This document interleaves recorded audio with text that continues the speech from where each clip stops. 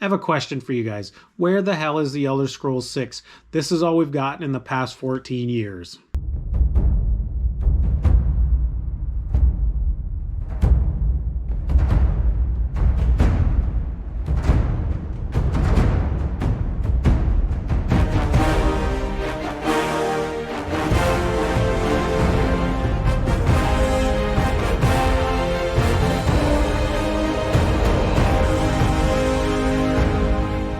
14 years ago, Skyrim comes out, hugely successful. Personally, love the game.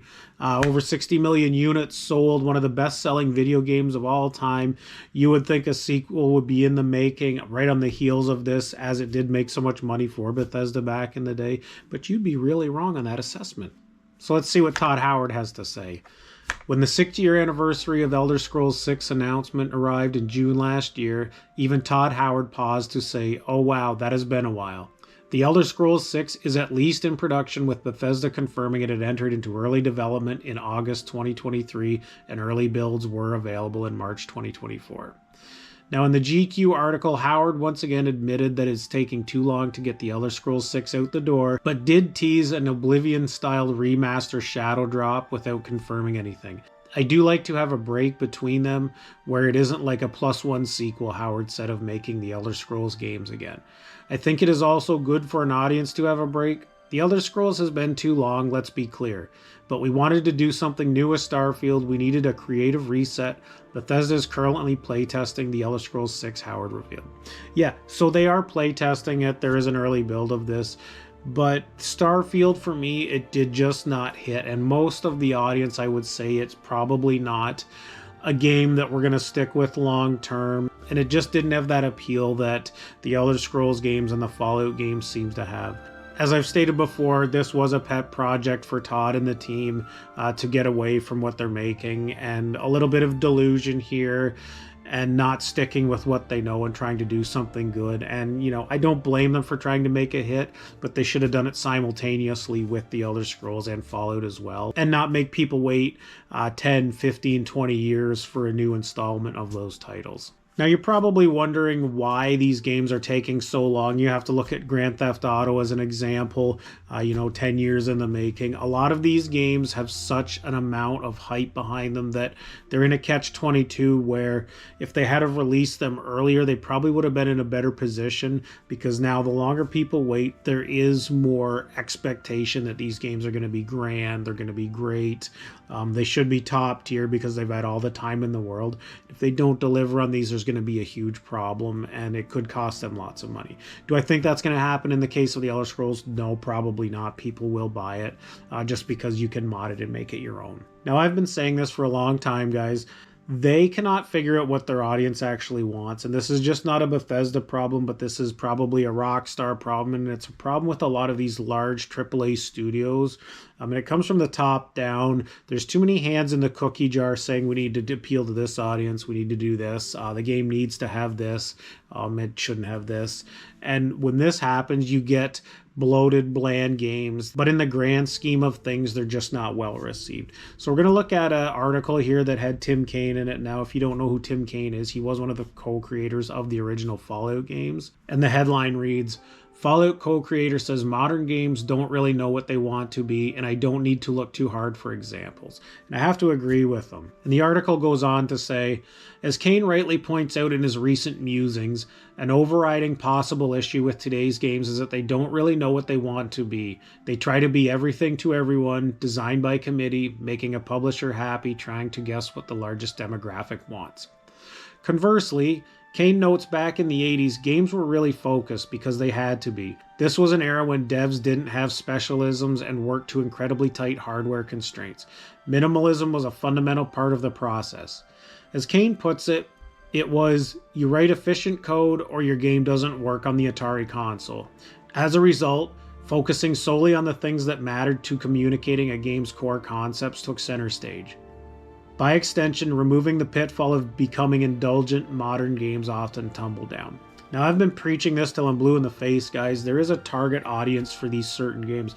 A prime example for a late release here is Dragon Age Veilguard. Didn't know what the hell they're doing. They have a target audience. Dragon Age Inquisition was a huge success. You know, all the Dragon Age games were a success in my opinion. They totally missed the mark. They tried to appeal to a different generation, a different audience, and the game was absolute dog shit. There's tons of games that come out that just don't hit the mark. You have games like Concord.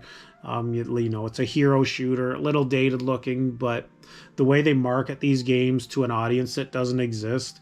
And it really boils down to who is in charge of these studios and who's making the decisions for this, because no one wants these games. Now, one of my main concerns for the Elder Scrolls is the actual development time. Now, I know they've said they have only started development, but I'm sure they've been kind of tooling with stuff, and if it's in a playable state, they've probably started it a little bit earlier than they're letting on. And if they go ahead and try to appeal to the widest audience possible and make this bland, vanilla, watered-down fantasy game, while it will be financially successful, I don't think it's going to be what everyone wants, and this is where the modding community will have to step up.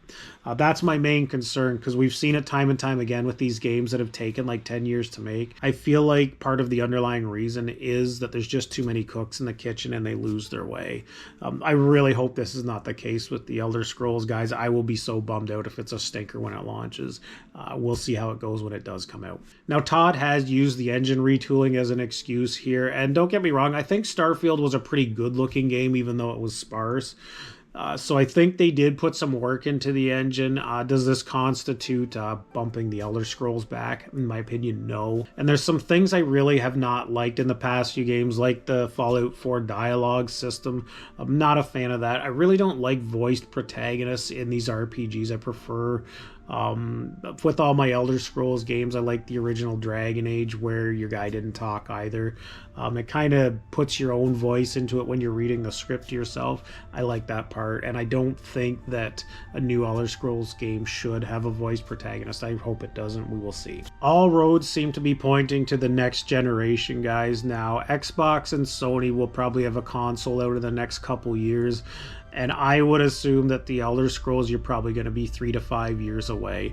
That's just my gut opinion. Now, Todd has alluded to that they may do a shadow drop the way they did with Oblivion. And maybe they will do that, and they're kind of just being coy about it. I really don't know, but there's so much pressure on these guys now that they are owned by Microsoft. If something ever went sideways with this, the heads would really roll at Bethesda. Now, they have been known to be money-making machines, and most of the games they put out do make a ton of money. I think Fallout 4 made like $750 million in its first day.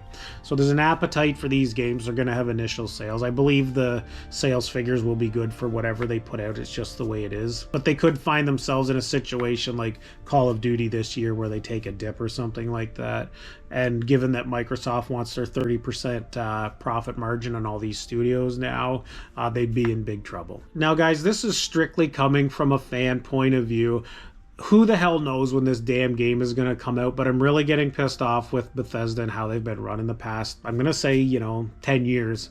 Fallout 76 just didn't hit for me. Starfield did not. So the last game they put out that I kind of like was Fallout 4, and that's very unfortunate.